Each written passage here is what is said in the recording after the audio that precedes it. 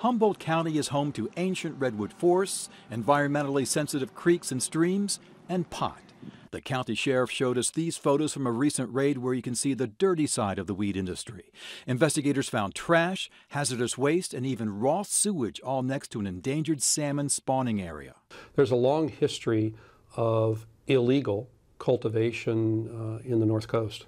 Chief David Best is with the State Department of Fish and Wildlife. Since legalization's come in, we see many of the folks who want to comply getting on board with the legal framework and going through the proper licensing. There's a whole bunch of folks who are not. That is where the focus has shifted. While state regulators are ensuring licensed farms are following the state rules, Fish and Wildlife is going after those who aren't.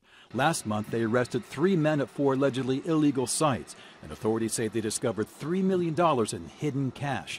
The men have been released pending charges. In nearby Trinity County, U.S. Attorney McGregor Scott recently showed what was left behind after a raid on national forest land. It makes me angry because this is a national asset, it's a national treasure, and it's being despoiled by criminals.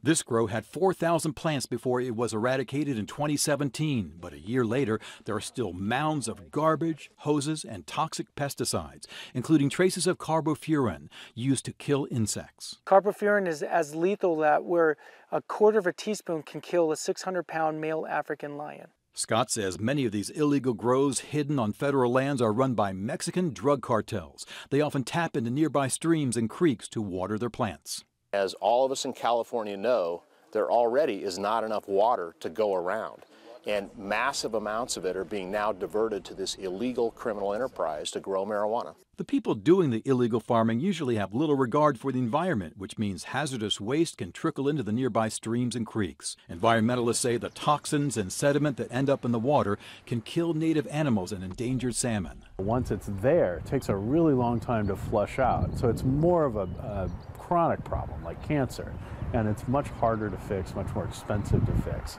Last month, $2.5 million in federal funding was earmarked to target illegal cannabis growing operations in Northern California. We're going to focus on the ones that are causing the most significant environmental damage and go after them first, but ultimately knowing that our mission is going to be to come after everybody who's not in the legal framework